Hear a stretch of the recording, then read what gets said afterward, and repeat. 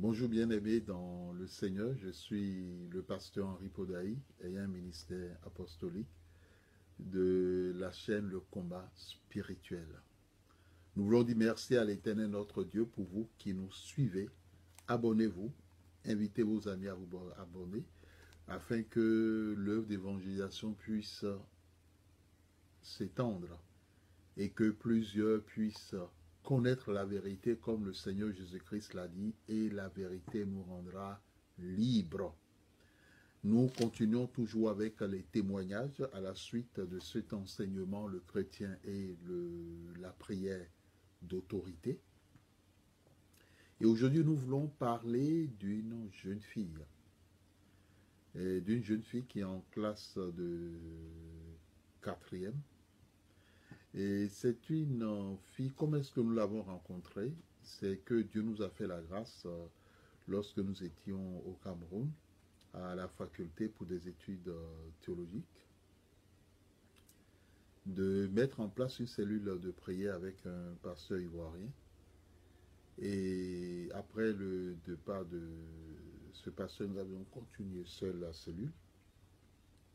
Et nous voulons dire merci à l'Éternel parce que c'est à la fin de la cellule, c'est la dame qui nous recevait pour la cellule de prière qui nous a dit qu'elle avait une nièce qui était malade et qu'elle ne pouvait pas se lever de son lit. Et que ce mal est un mal très grave parce qu'elle avait une boule au niveau de sa gorge. Dans sa tradition, lorsque les gens souffrent d'un tel mal avec ces symptômes, c'est que la mort n'est pas loin. Nous l'avons suivi, nous sommes allés prier pour cette nièce dans la chambre à coucher où elle était. Et nous bénissons l'Éternel à la fin de la prière. La nièce qui ne pouvait pas bouger, se lever, elle se levait, elle a bougé et la boule qui était dans sa gorge a disparu.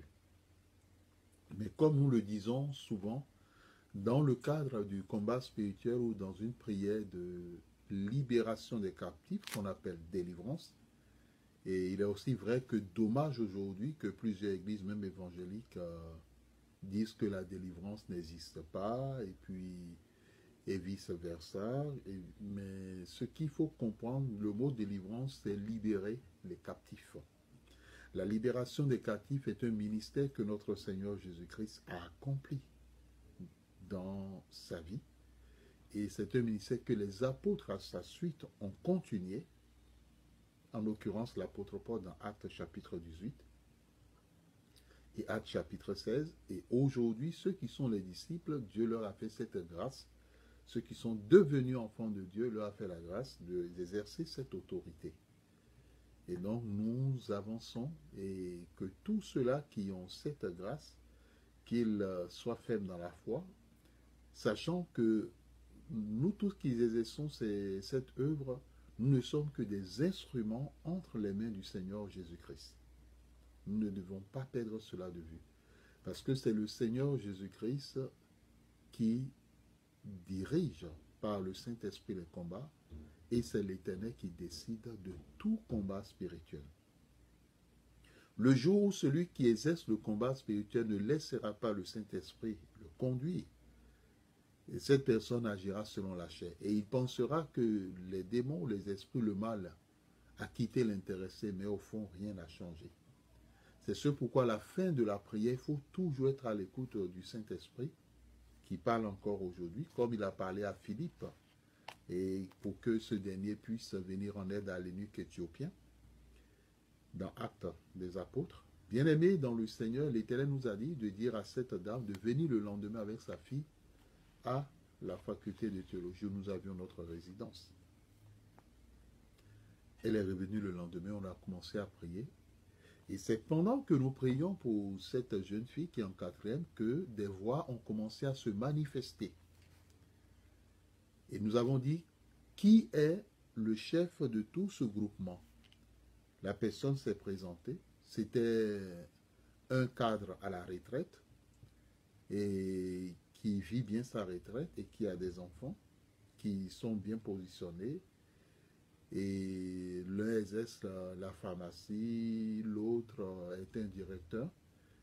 Et il s'est avéré lors de cet échange, tout comme vous le voyez dans la Bible, Jésus est entré en discussion avec l'esprit qui travaille dans la vie d'une personne, que ce cadre, ce monsieur appartenait à une confrérie. Et cette confrérie faisait la loi et travaillait dans la région où cette jeune fille vivait avec sa famille. Son père est pasteur, surintendant d'église de la région.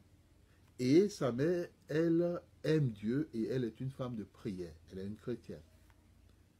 Alors, cet homme, ce notable, nous informait sous la pression du Saint-Esprit qu'ils sont un groupe qui travaille dans la région et leur mission, c'est d'empêcher tous les jeunes, tous les enfants, tous les jeunes de cette région de réussir dans la vie. Faites tout pour qu'aucun d'eux n'atteigne le bac. Même si certains ont le bac, ils ne trouvent pas du boulot. Par contre, leurs enfants, eux, sont appelés à réussir. Et donc, parmi eux, parmi leurs enfants, il y a des architectes, il y a des directeurs, il y a des cadres dans de grandes entreprises de la place et vice-versa, du pays, bien sûr. Et donc, c'est quelque chose de sidérant, mais c'est une réalité. Et c'est là qui nous soulignait que c'est eux qui ont envoyé un esprit de folie dans la vie du frère de cette jeune fille qui est en classe de 4e pour lequel nous étions en train de prier. Parce que du jour au lendemain, le père a dit, le fils a dit à ses parents, il ne veut plus aller à l'école. Et du jour au lendemain, il se comportait, il agissait comme un fou.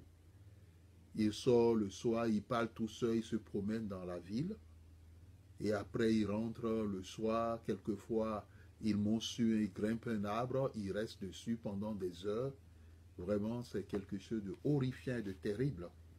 Quant à ce qui concerne la sœur de cette jeune fille, ils ont dit que c'est eux qui ont tout fait pour qu'il rencontre un vaurien et que ce vaurien l'engrosse. Et donc la mette enceinte et qu'elle puisse abandonner les études. Et en réalité, quand nous avons posé la question plus tard aux parents de l'enfant, par le biais de la tante nous a renseigné, quand elle a posé les questions aux parents, il s'est avéré que toutes ces informations que ces personnes qui travaillent dans la vie de cette fille disaient étaient vraies. Ça s'est avéré juste. Bien-aimés dans le Seigneur. Et dans le cas de cette prière, ils ont confessé que c'est eux qui avaient volé le cerveau et de l'enfant. Donc au-delà, il faut dire son intelligence, pour qu'elle ne réussisse pas dans sa vie. En effet, cette jeune fille, depuis le cours élémentaire, et même au collège de la 6e jusqu'en 4e, elle était le major de sa promotion. Elle brillait. Elle réussissait tout ce qu'elle faisait. Mais du jour au lendemain, en 4e, les parents ont constaté que leur fille faisait partie des dernières de la classe. Elle avait du mal à étudier, et même quand elle apprenait, ça ne restait pas dans sa tête. Et deuxièmement, elle avait des fortes maux de tête. Donc voici ce qu'ils ont fait. Et lorsque nous avons pris, nous allons demander à l'Éternel d'intervenir pour que les choses, le cerveau de cet enfant qu'ils ont volé soit récupéré. Ils ont dit, ah, le boa va te mordre, le serpent va te mordre. En effet, lorsque ceux qui trafiquent dans les ténèbres volent quelque chose à un enfant de Dieu, le placent sous l'autorité d'un gardien. Ce gardien, c'est un esprit supérieur, c'est un esprit satanique, c'est un esprit démoniaque qui peut prendre différentes formes, bien qu'il y a différentes formes.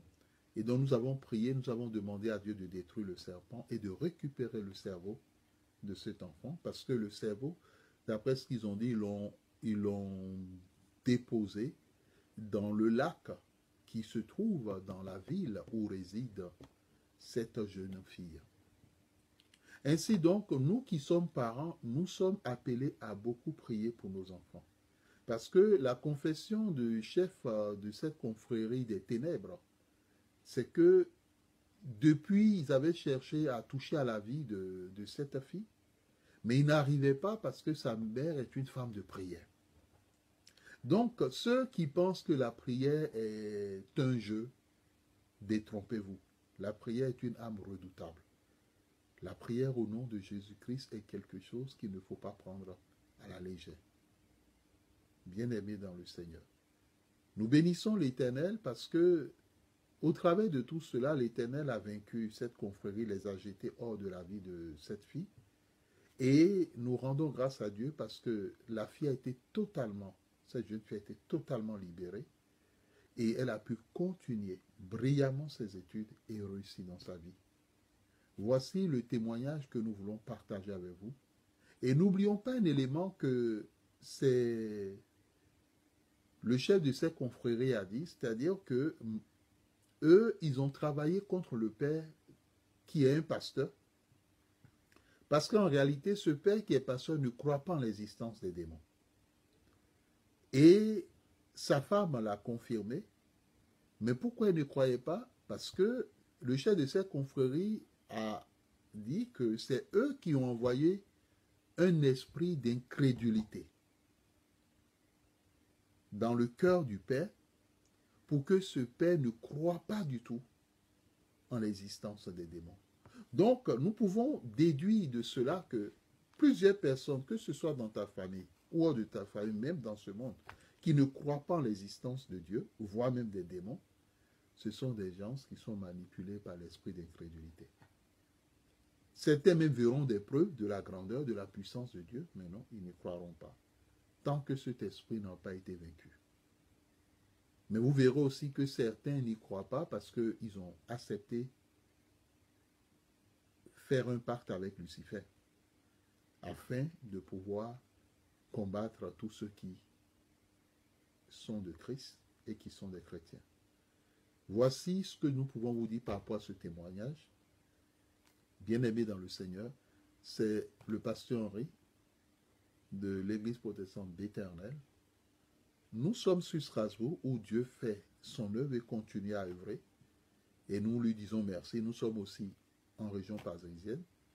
Et nous vous avons déjà informé que nous avons mis en place et le ministère intitulé La Miséricorde qui reçoit à Strasbourg tous les samedis de 14h à 16h.